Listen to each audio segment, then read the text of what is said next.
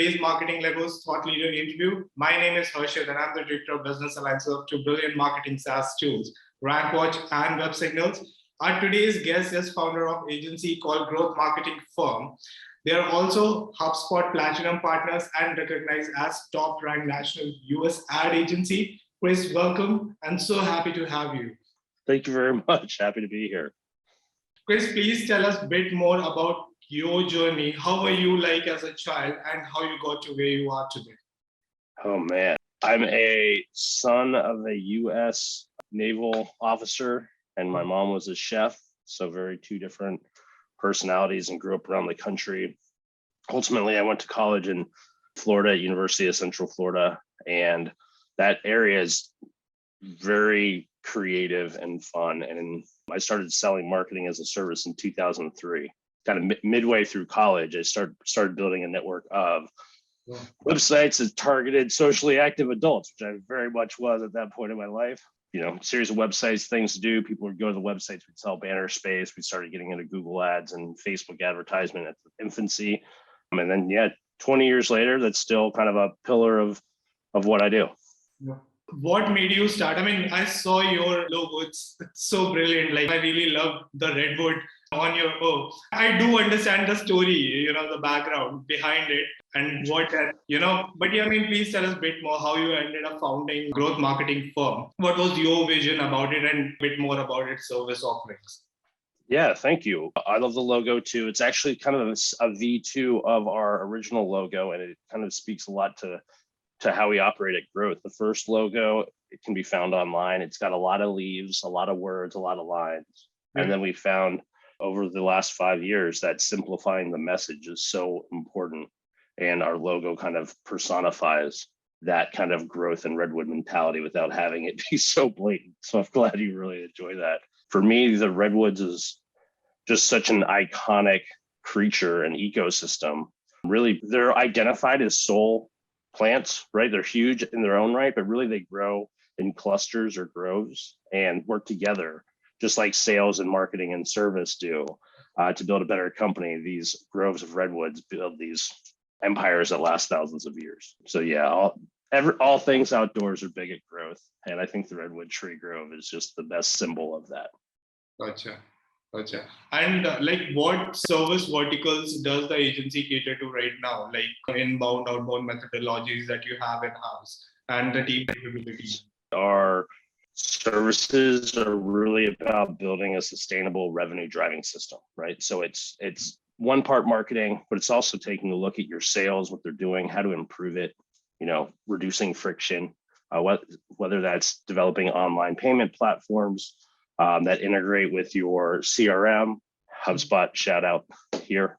It makes life a lot easier. And when you dedicate, or how we dedicated ourselves purely to marketing for many years, that doesn't really give you the full picture. It's easy to look at some base metrics like website traffic, but at the end of the day, we're responsible for companies growing in actual revenue dollars. So we need access to those systems. So that way we can kind of prove our worth, so to speak. Gotcha. And how exactly is the typical client journey? Like how exactly the first 30 days looks like in your agency? Yeah. So, I mean, the whole journey, how they find us, we do run some paid ads on LinkedIn and Google, but 7 out of 8 of our customers are word of mouth referrals from one of our partner softwares, Asana or HubSpot. And then we spend a lot of time on building relationships. So we do get a lot of referrals, which is like our favorite type of client. The first 30 days, once you've kind of onboarded, most clients choose to start with some paid research, essentially developing a plan, building that map up the mountain, so to speak. So based on that company's priorities, we typically will create a 6-month rapid plan or a 12-month, still pretty rapid plan. You use Gantt charts, it's very visual, and then each line of the chart has its own multi-page breakdown so everyone understands the steps. Transparency and communication are kind of our fundamental rules here at Growth. Once they approve the plan, we start going into production. That typically means content's being created, websites are being judged, ads are starting to launch, and then we really start seeing how the balls land. and making improvement. Growth mindset is a major part of how we operate. Simply put, the growth mindset focuses on progress over perfection. So rather than trying to get every detail of your first blog right, let's just get your first blog up, get some feedback from real customers and make improvements. Game changer. Gotcha. Gotcha. So like you do both like inbound as well as outbound services. It's a mix of both, right? What outbound channels do you typically leverage for your clients? So I would say that a perfect mix is a 70-30 inbound to outbound. Okay. So outbound has a lot of names, right? So like demand gen is very hip term right now. Cold emailing is a word or phrase that people know, but really it's about putting you in front of the customers, whether they expected it or not. So as you know, if the chuckle even comes out of me, it's funny because you're like kind of force imposing your business on a prospective customer, and that can land a few different ways. I would say typically, unless you have a revolutionary product that no one has seen or heard of before, outbound is good if it's well targeted and very light and non-intrusive. Almost all businesses will see a happy customer, a happier customer, when they were actually like sought after for the specific service or product that they were selling, and then did a good job doing that rather than trying to, knock people over the head with a message. Gotcha. But it's there, definitely a good idea, but very targeted, not releasing hundreds of thousands of emails or anything like that. Very much intuitive. So primarily like email marketing is one of the biggest outbound channel that you leverage, right? I would say email. LinkedIn Navigator is a really good tool. I mean, both as we try to be our own best client, I am found often through LinkedIn because I do a lot of thought leadership there and share what I know with other business leaders. That sort of demand gen is also great and less intrusive than the knock them over the head, cold call, calling people, taking people's cell phones, although we can certainly do that if a client demands it. Gotcha.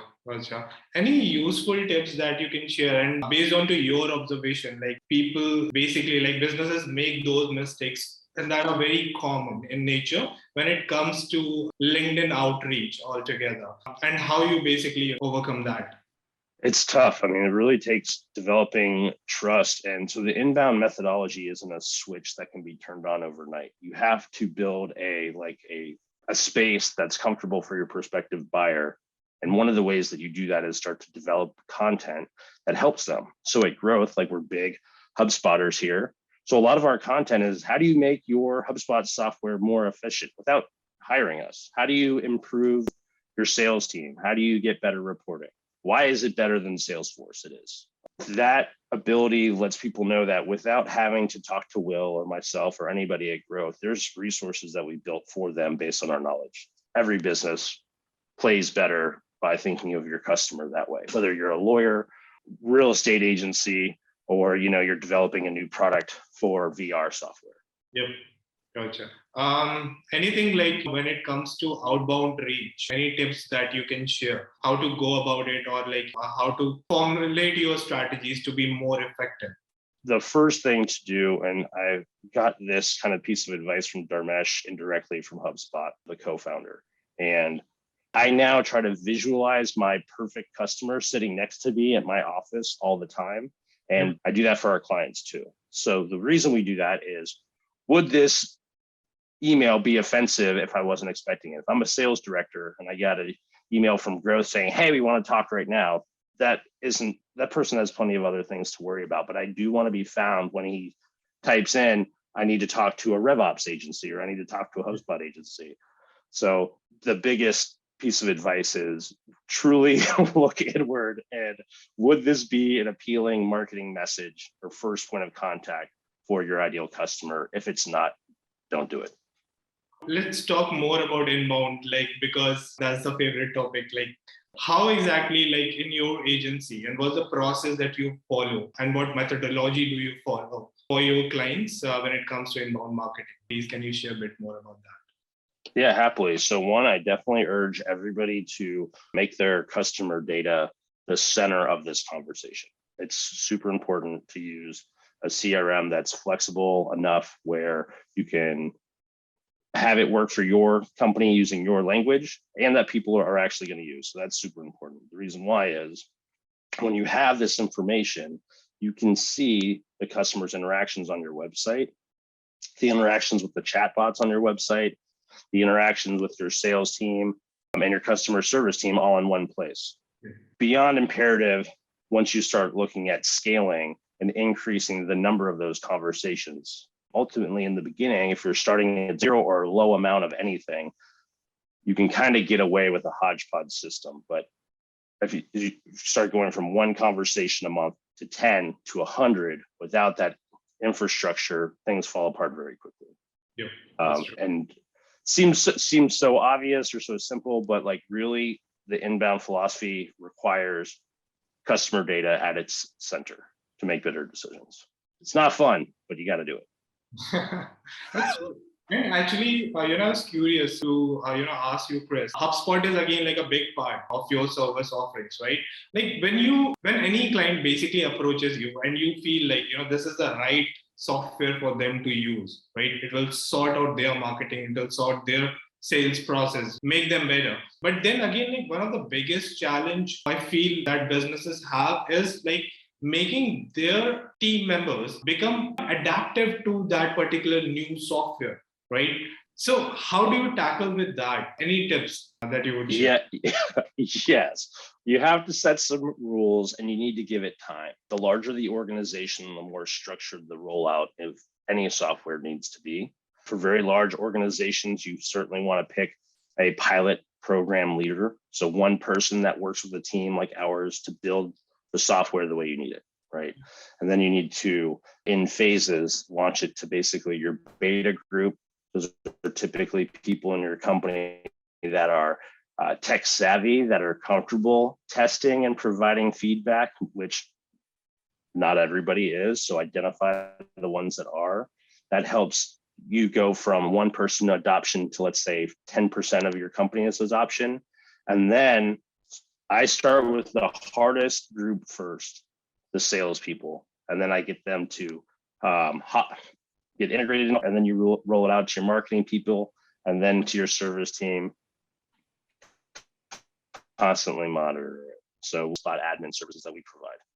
And this is based on my observation. Like people who are part of organization for like say long and farm like really experienced, they always have a little bit more hard time adapting to the new changes compared to a new employee altogether, right? And yeah, definitely, like just like you said, like regular training and just telling them about the benefits and all the good things about it would eventually solve the problem. But yeah, I mean, people don't like to break their habits, right? Like we all are like that. I'm trying to lose weight and still I catch myself, eating too much at night, and I've got an app, I got everything. So it's difficult to break these habits. Yeah. Companies are totally able to purchase pro and enterprise software directly from HubSpot and onboard themselves, but you're 100% right. Having a team or a partner that can hold a company accountable greatly increases the success of onboarding new software. So that we do a lot of hand holding, a lot of rev ops therapy. When it's stressful,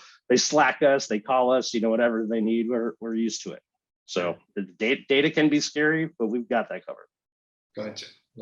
So it's like more or less when it comes to softwares as well, it is much more like a recurring nature service from the growth end and not a one-time, just simple setup thing, right?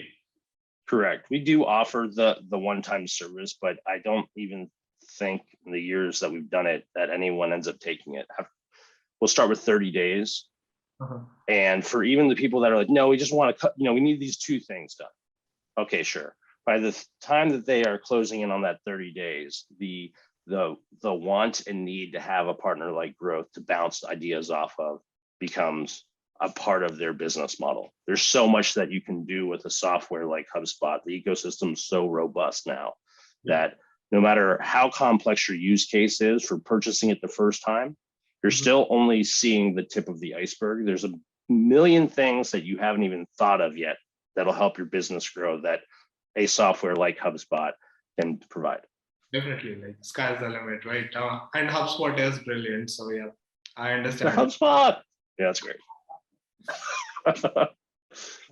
Let's talk a bit more about the inbound strategies. Like, one of the biggest part of inbound marketing is like content. Yeah. And 100%. One of the biggest challenges that the businesses and marketers face is how to go about planning and generating good content that gives them much more value. How do you go about that? Well, like any resource, you have to identify whether you have it or not. So if your company doesn't have somebody that can be dedicated to generating content, you absolutely either need to create that job position or you need to hire an agency to do it for you. It's a fundamental need at this point. There's also a few ways to look at content, and going back to Dharmesh, he has done a huge case study about how important writing high quality content really is, making it so it's actually wanted to be read. At Growth, I'm very thankful. We have a rock star named Ginny. She's got a PhD in writing. She's a former college professor. And the lengths that we go to make sure that our clients and our own articles are actually valuable pieces of information, I have not found another agency that makes it as important. On the sales side, it would be great if I was like, yeah, we're using copyright.ai and we're just generating hundreds of articles that a human's never touched. But ultimately, our eyes are going to scan the first sentence or two and then completely deposit that as trash in our brains because we know better. So take the time, start with one blog piece per month. And as you develop new pieces, go back to those original articles, scan them, improve them slightly. And again, progress over perfection. Gotcha. We've got some articles on our own site that help with, I think one of our blog posts is like 66 content ideas. So if you're like low on ideas, there's your first, 3 years worth of ideas are already in an article for you. Just go to the website. I'll put it on a resources section, like just in case, people want to check it out and get more. Yeah, please do. It makes life easy. Yeah, that's true. Chris, one more thing, like planning and generating content is one thing. Then what are the main KPIs that you keep track of all the time to measure the success of content? And how do you go about improving the content altogether? So the ultimate KPI is new revenue generated. We do want to see and have access to a company's actual sales records using, HubSpot, Sales Hub preferably. That's the ultimate determination factor of whether or not we're doing our job. Basic metrics like overall website increasing, that is important, and where the traffic comes from. The time that someone spends on specific pages is also very important. We tend to find that as you develop better quality content, that people spend more time on those pages. So that can be affirmation that improving your content is working, right? Yep. But again, leads generated, website pages visited, deals closed. Those are what we want to focus on. Gotcha. And any tips for the conversion rate optimization that you would like to share, and the common mistakes that you see, say a new business that you're consulting, right? How do you go about that? The first and most common mistake is not taking the time to set up all the different tracking and conversion metrics. It does take time. I mean, even as a professional ad developer of 10 years, for me to fully sit down with all the pieces to connect everything, you're still looking at like a half day work ultimately. And that's not including writing ad copy, which is an entire different part of your brain altogether. So you need a full day dedicated to developing an ad to get all the conversion tracking working.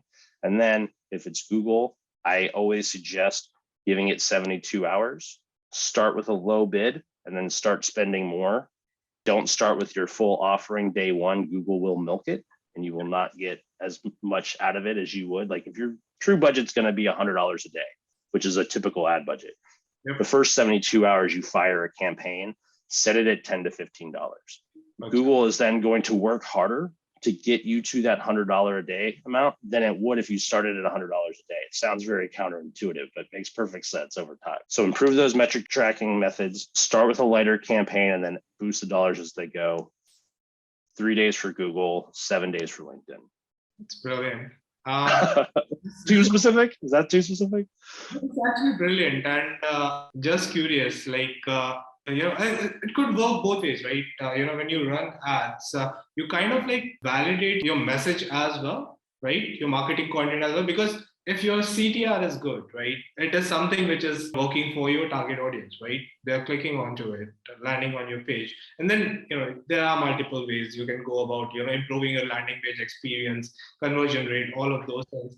That's pretty clever. And that brings me to my next question. How do you go about few tools that you kind of like use that measures the landing page performance, right? And then go ahead and improve onto the page experience mainly, right? Is there anything that you use?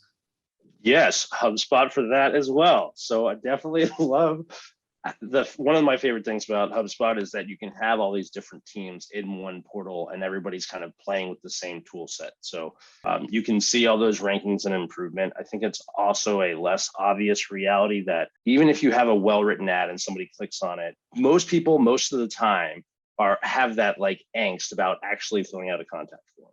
So for like our own landing pages, we try to also provide additional resources, and we know that there's a high likelihood that this person, even though we have a great ad that's at the right time, isn't going to want to contact us.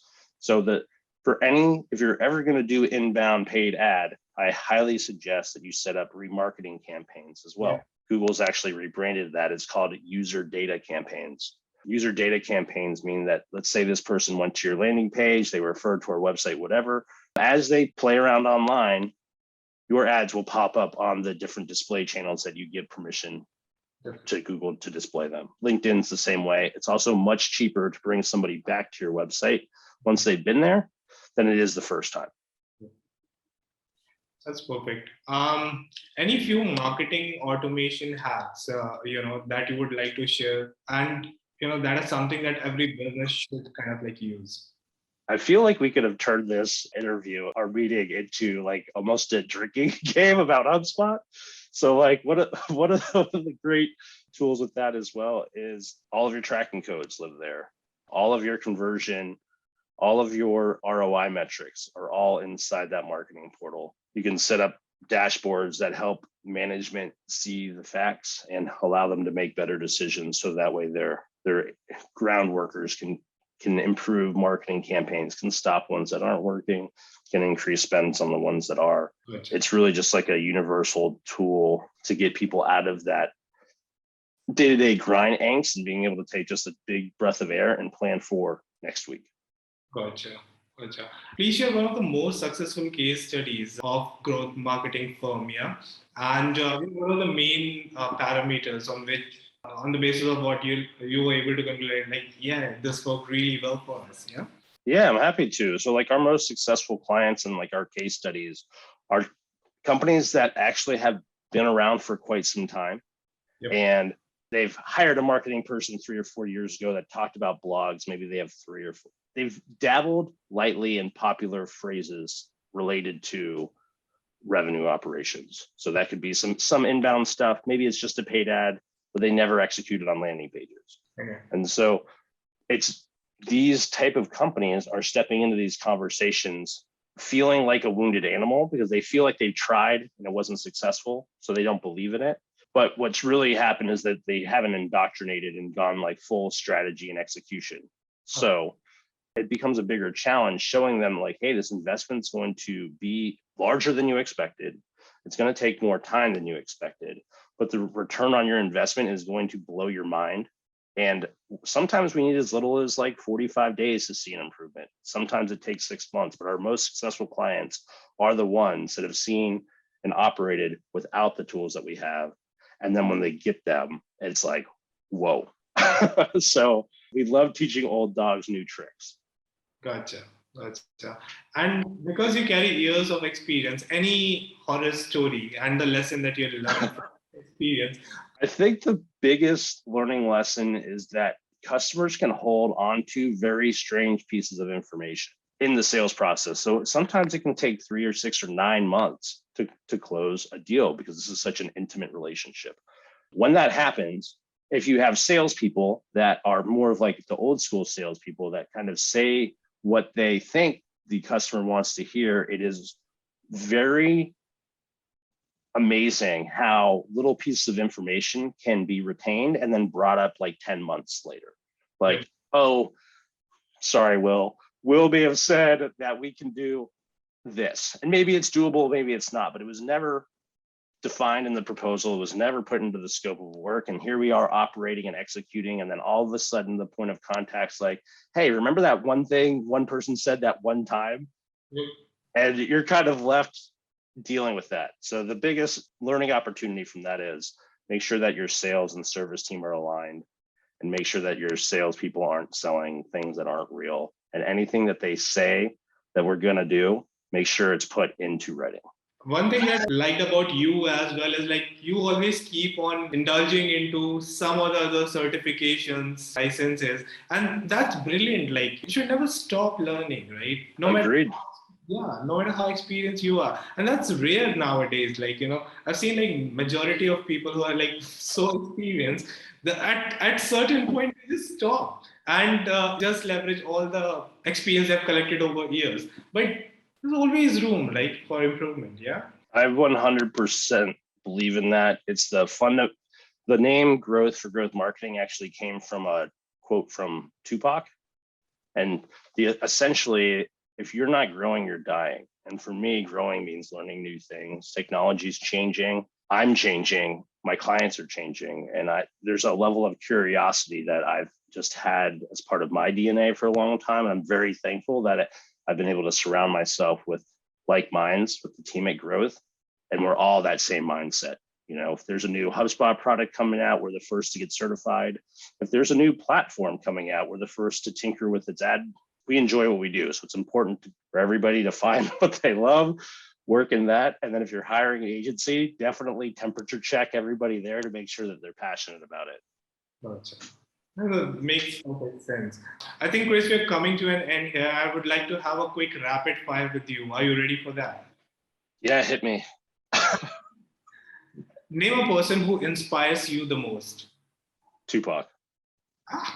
What career did you dream of having when you were a kid? I wanted to be a naval officer, and then I wanted to be a business owner. Gotcha. You got one, right? You got it. Yeah, Navy did end up being a fit for me. Yep. What scares you the most? Well, that's tough. I think failure.